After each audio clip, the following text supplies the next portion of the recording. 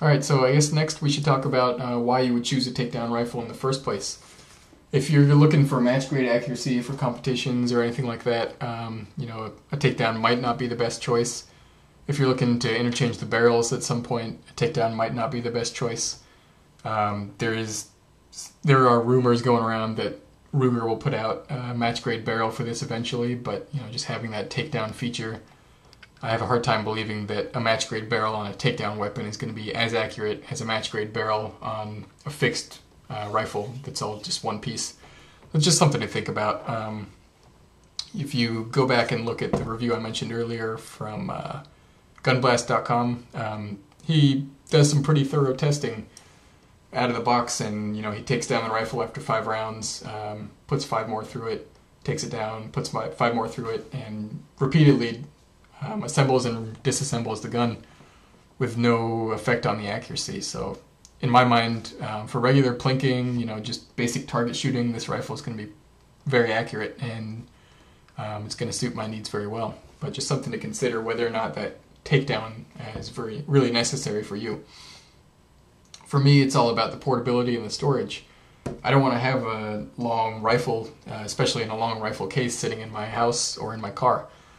I live in the city, and sometimes I have to carry my range gear to my car to get to the range, and I have to walk past kids that are playing in my neighborhood, and that happens pretty regularly, and I don't want to be carrying a big long rifle case past these kids that, you know, just I think it'd make them feel uncomfortable, and I don't want people to have that negative image. So for me, you know, living in the city, a takedown rifle is a very positive thing because I can get it to the range discreetly, and that's great. So, you know, when you're considering whether a takedown rifle is right for you, those are the types of things to think about. But I think ultimately it's going to come down to your personal preference, and if you really need that match grade, super precise accuracy, takedown is probably not going to be something that you need, but just something to keep in mind. Alright, so next we'll talk about the build quality, the materials, the fit and finish, and the style of this weapon. It's just been sitting here this whole time. The weapon is still safe, so I'm good to manipulate it. So, you know, like I mentioned earlier, if you properly seat the barrel and properly read about that takedown assembly, it's going to be very secure. It doesn't flex, it doesn't wiggle or anything like that. It feels great. Now, one thing to consider is this physical gap. When you put the things together, and I have it mated securely and locked together tightly, there's still this, maybe about a eighth inch gap there. It's just kind of inherent in the design. I think that's a major oversight on their attention to detail. I think they just totally dropped the ball on that one. That shouldn't be there at all. The gun is properly seated and it's ready to fire, but it's just still got this gap in it. I think they could have easily put a little extra plastic on this barrel end or something to close that gap. I think that's an awful oversight on their part. I hope they have a good reason for doing that, because it's a big drawback on style points for me. Materials wise, you know, it's got a stainless barrel and aluminum receiver here. Standard for the 1022. It's gonna last forever, basically, materials wise. As far as the stock itself, I'm not a huge fan of this black polymer look. You know, the 1022 is a classic American firearm. I think it should be all wood. I just think it's a better look for this type of weapon. You know, and that's just a personal preference, but that's what I think, and I would prefer to have a wood option for this weapon. Alrighty, so let's go ahead and talk about the strengths of this weapon real quick. It's a takedown model, so it's going to be very portable and easy to store, and those are huge benefits for a shooter like me. It's a Ruger 1022, so it's a historic firearm, and obviously it's got many applications. I don't need to talk about how many applications there are for a Ruger 1022 or a 22 caliber firearm. Just a great weapon to teach new shooters, young or old. I'm a big guy, I'm 6'3", and this rifle isn't too small for me or anything like that. I have big hands and it's easy to manipulate. So really, anytime you've got a new rifle shooter, I'd highly recommend a weapon like this. And Any standard 10-22 accessories are going to fit just fine. You've got that same Weaver sight rail, so your standard scopes and rings would fit just fine. I have ordered a few parts standard for the Ruger 10-22 that should be coming this week, and I'll slap them on, let you know if there's any particular problems, but I'll show you the new setup once I get those parts in. And let's go ahead and talk about some weaknesses also.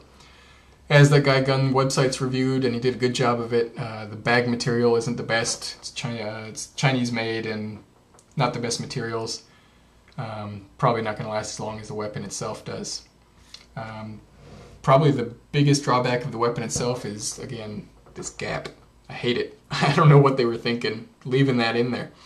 I wish they could have just filled that in, but it's alright, I guess, in the end, because it still feels very solid. You can manhandle the crap out of this thing, and it's still very solid feeling, which is, you know, ultimately the most important.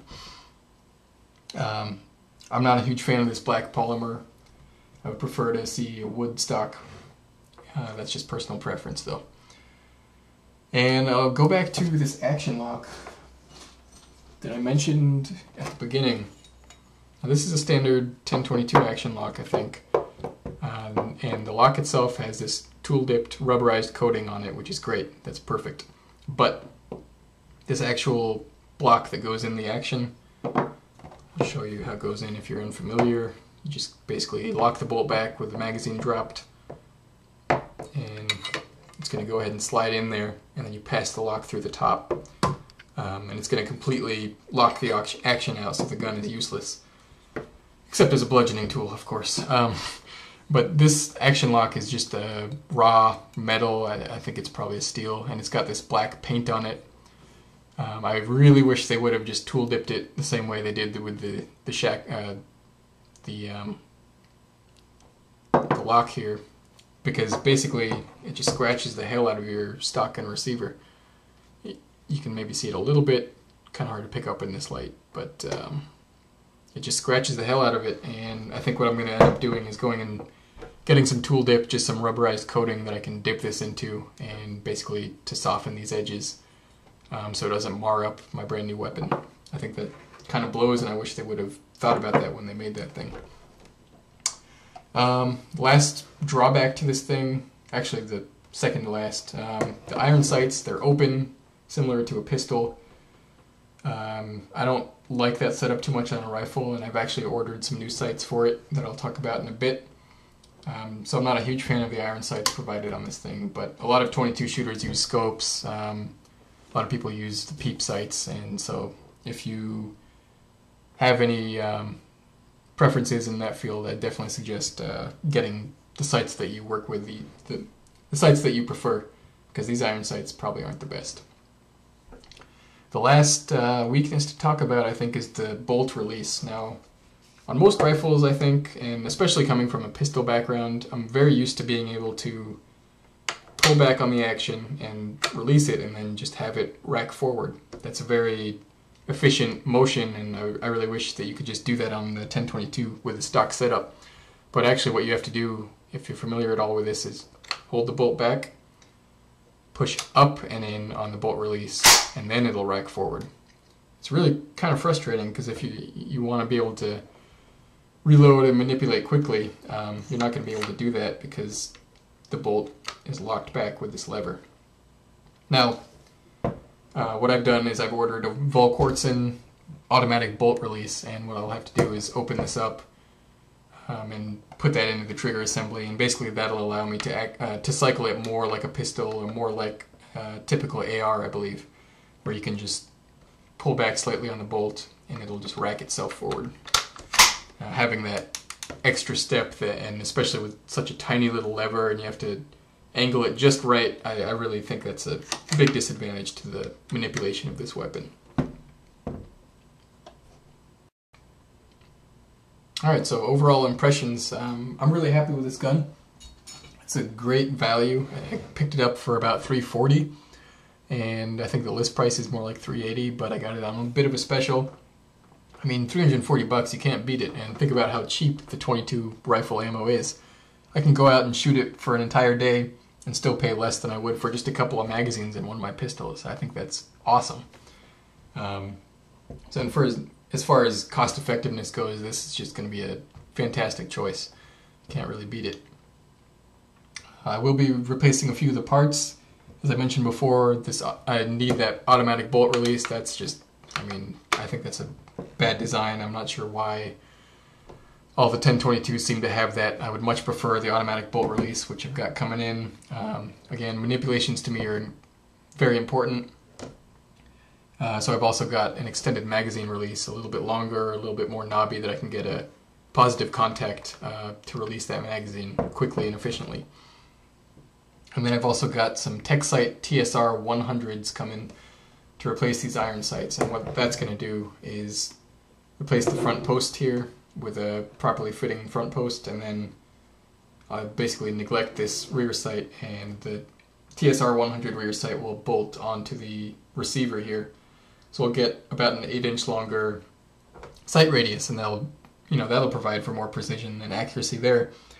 And I've heard great things about the TSR 100, so I'm really looking forward to that. I think iron sights are a little more fun to shoot with than a scope, especially when learning the basic ballistics. I don't want to worry too much about adjusting a scope. I really like iron sights, so I'll let you know how those tech sights perform, and if you'd like, I might end up doing another review with those on there to let you know how they do. So basically, overall, I think it's a great weapon, great value, should be very fun and educational to shoot. Teach me a little bit about rifles to begin with, but yeah, so those are my impressions. I think it's a great weapon, and thanks for watching. Look for future reviews on some of the parts that I'm going to throw onto this thing, and eventually on some accuracy reviews. But like I mentioned in the beginning, the review by gunblast.com, he does a great review on the accuracy of this and how that accuracy holds up over time after repeatedly disassembling the weapon and putting it back together. So until then, I'd highly recommend this weapon. I hope you go out and get one also, because I think it'll be a great investment.